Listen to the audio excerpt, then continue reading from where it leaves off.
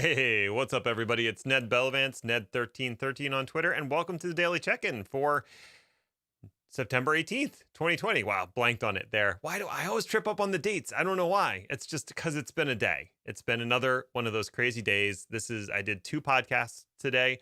This is my live stream, and then I have to record a video after this for a client. So, wow, it's kind of crazy. But today's topic, it's going to be cool. It's going to be exciting. We are going to do the last portion of the Vault CLI objective. So we've done 2 weeks of this already. This is the last one, but honestly, you're going to be interacting with Vault using the CLI a lot. So it's probably good to understand how to use it.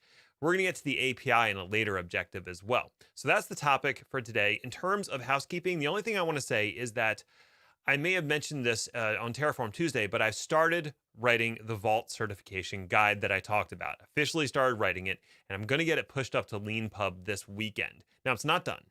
I've so far finished 2 of the 10 objectives. I've so far finished 2 within the guide. So I thought that's a good start. So if you wanted to purchase it, you can. And then as new updates are published, you'll just get the newest version that has each objective completed, and then it's going to go into tech review when that's done, and so you'll get the tech reviewed version. So you could start studying now and just kind of follow along. I'm going to write it as fast as I can, but I've only got so much time on my hands, but I thought I would make it available if that's something that's of interest to you.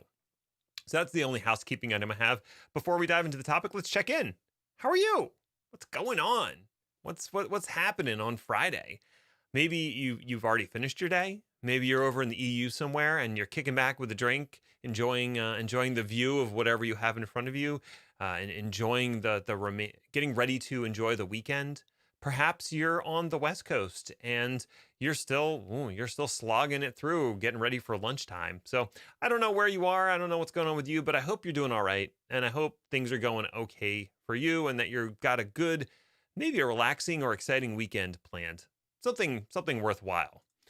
So let's dive into the topic, which is the Vault CLI. And before I do that, it looks like I've got something eating up my CPU. That's no good. And it's Firefox, which shouldn't be running at all.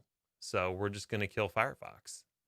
Not literally. I mean, it's a figurative thing, right? Okay. All right. So Firefox just finally released all the things that it had running.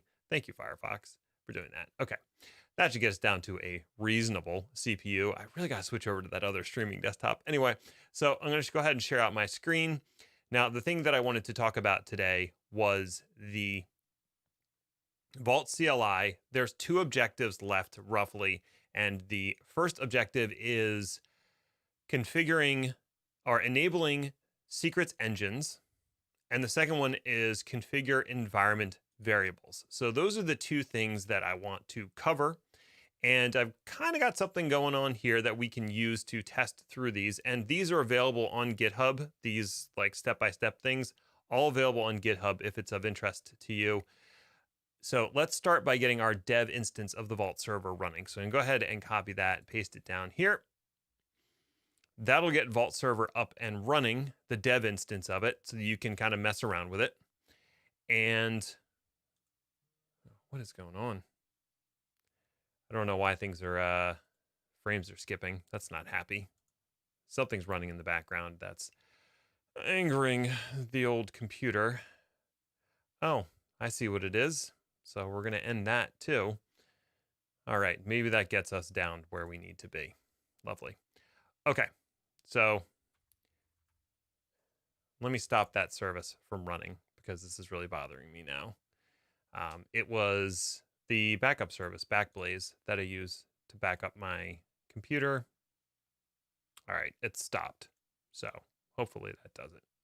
I don't know why it was taking up so much room. Anyway, so we got the Vault dev server up and running. Let's go ahead and grab our token, our root token here, and we're going to go to another window that I have set up, and we're going to set an environment variable. Wait a minute, that's one of the topics. That's one of the things that we need to cover. So the environment variable we are going to set is vault ADDR, vault underscore ADDR.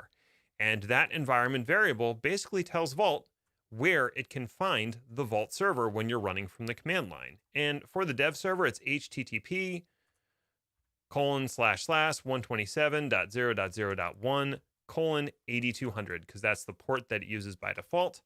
Now I'm setting this through PowerShell, but if you're in a Linux type thing, then you can use the export command to do it. That one works too. Okay, so now that we have that set, we can log into Vault by doing Vault login. You've seen this before. And I'm going to paste in my root token. Now I'm authenticated as root. We can move forward. Now, the first command we want to look at is the Vault secrets command. So I'm going to run vault secrets-h, and that's going to show us some information about what we can do with the Vault secrets command. We can enable and disable a secrets engine. We can list out the existing secrets engines. We can move a secrets engine to a new path, or we can tune one. So let's first look at what Vault secrets are enabled by default by doing Vault secrets list. So when we do that, we can see we've got cubbyhole, identity, secret, and sys. So secret's the only one that you really use. That's a key value secrets engine. Now let's enable an additional secrets engine, because that's one of the objectives. The command for that is vault secrets enable. The path that you want to install the secrets engine on, we're going to install it at KV2. The version of that secrets engine, if it supports versions, not all of them do, but some of them do. And then KV is the type of secrets engine. So that's the full command. That's the syntax.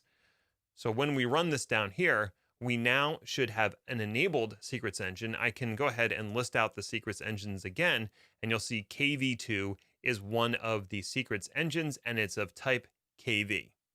All right, that's pretty cool. Now, what if we got the path wrong? What if we wanted to change where this secrets engine is mounted for some reason? Maybe our naming convention changed or something. That's where Vault Secrets Move comes in. We can change what the path is for this secrets engine by doing Vault Secrets Move, the current path of that secrets engine, and then the new path. So we're going to move it from KV2 to Secret2. So I'm going to go ahead and run that. Now, when you run a move, this is important to know, it's going to move all the data, because it's really just changing a tag, essentially where this thing is mounted. But it immediately invalidates any existing leases to this secrets engine. So if any leases are currently using the secrets engine, those are all invalidated. They'll need to be recreated. So that's just important to know. You'd probably want to do this during like maintenance time or something like that. Okay, so we've moved it. If we do Vault Secrets list again, we can now see that we've got secret and secret2. So we successfully moved our Vault Secrets engine, the key value secrets engine. Now, there's also this tune command, and there's been a bit of confusion about the tune command. The tune command is basically to configure some settings. So if we just do vault secrets tune -h, if I could type, there we go. It'll give us a whole listing of things that you could configure about a particular secrets engine, stuff like the auditing for request keys and response keys, the default least TTL, the description of this Vault Secrets engine, the listing visibility, max TTL. So there's a bunch of options that you can specify in here. If we wanted to, say, update some information about the Vault Secrets that we have at Secrets2, the way that we could do that is Vault Secret Tune. Let's say we want to change the description. So we'll do -description equals the updated description. And then we could also change a setting like the default least TTL. We can change that to 30 minutes. And then the path of the secrets engine that you want to tune or configure. So you can kind of think of tune, think of configure. That's basically what it is. So I'll go ahead and run that. Now it's been configured.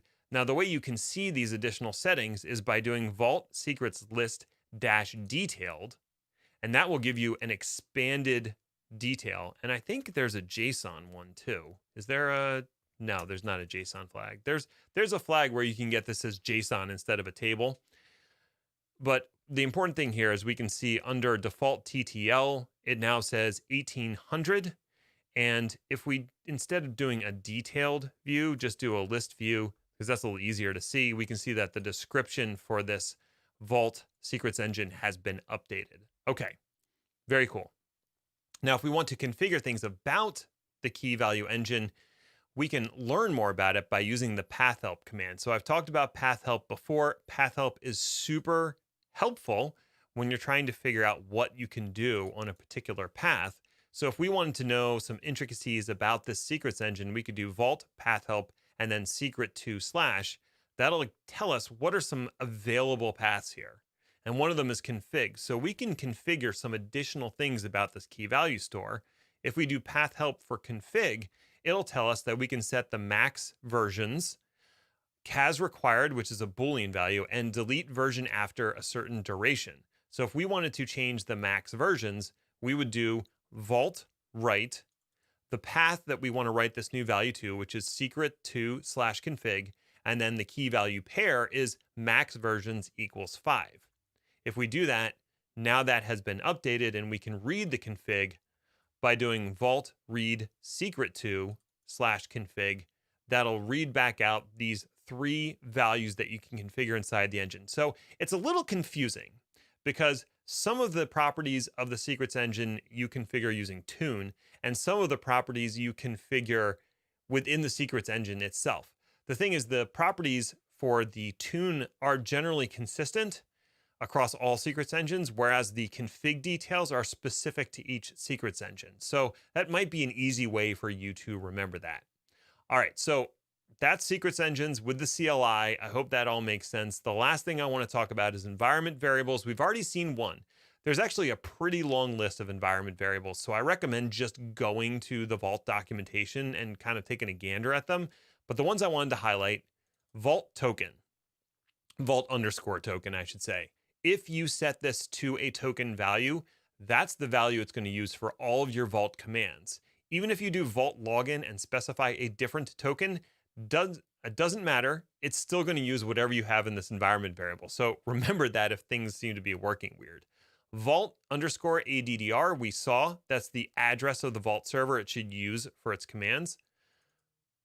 Another one is Vault format, and that specifies the output type from the CLI. By default, it's table, but you can set it to YAML or JSON. Either one's available. And Vault skip verify allows you to skip verifying the Vault cert. So if you're working in like a dev test scenario where you don't have an officially trusted cert, you can set this to true, and then you don't have to worry about all the certificate errors that Vault is going to come up with. Don't do this in production, but it's available to you. There's also a bunch of other certificate related things and some other options. So definitely look through the environment variables and just familiarize yourself with some of them.